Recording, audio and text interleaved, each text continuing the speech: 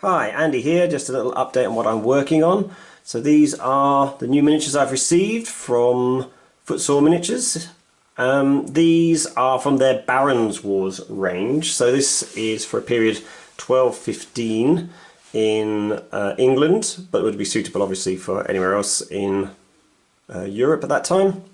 And even the Crusades as well, some of the later Crusades.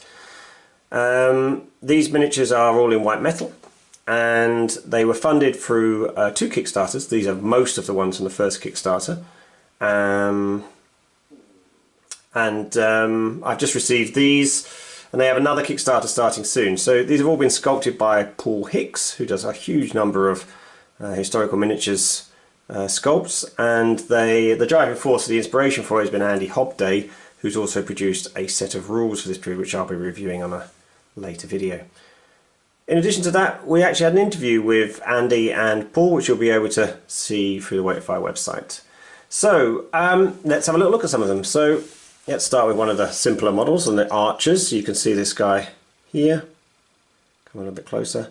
Nice and characterful. Got a nice gambeson on. Very sort of classic Robin Hood era, these guys. I really like the posing of them. Quite a lot of movement in there.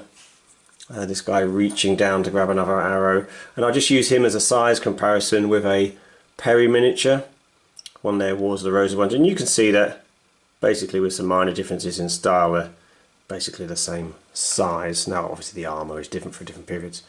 So these are the archers. There are foot knights which come with separate shields, two sizes of shield. These are the smaller ones, of which most of them have smaller ones. There's a few larger shields dotting around. There are some named characters. So this is William Marshall, who was a self-made man of that time and has been described as the greatest knight. So you can have actual characters, and there are other ones, like there's this bishop here, or you can even have Richard the Lionheart and King John.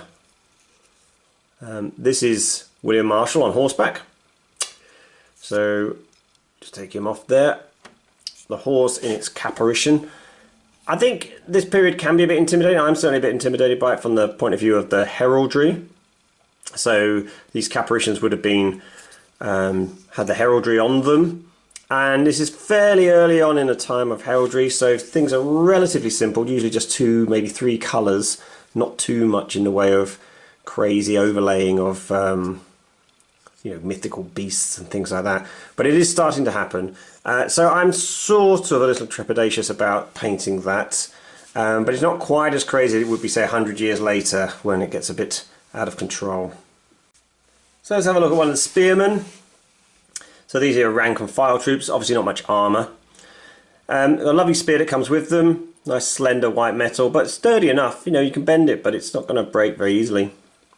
Now, I will say these are not for the novice gamer.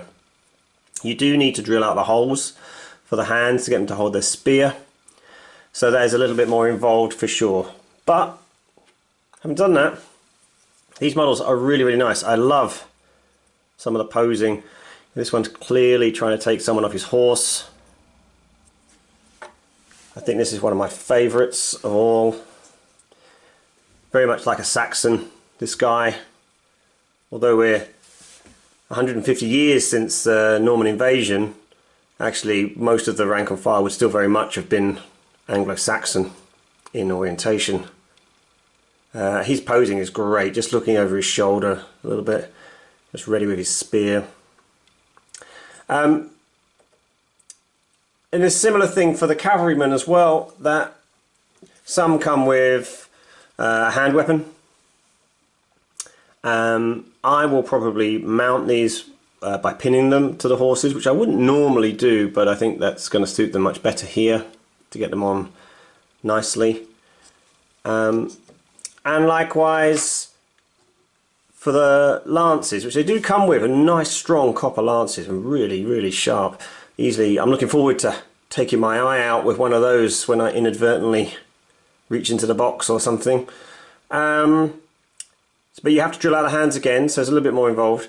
But they are really beautiful models, very characterful. The ones with them, obviously he's overweight at the moment, riding down with their lances will look great.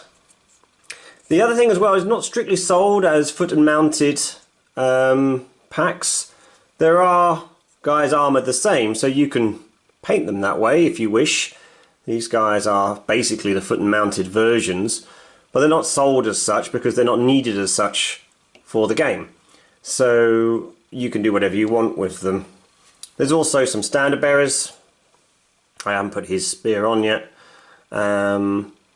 With a nice huge lance as well.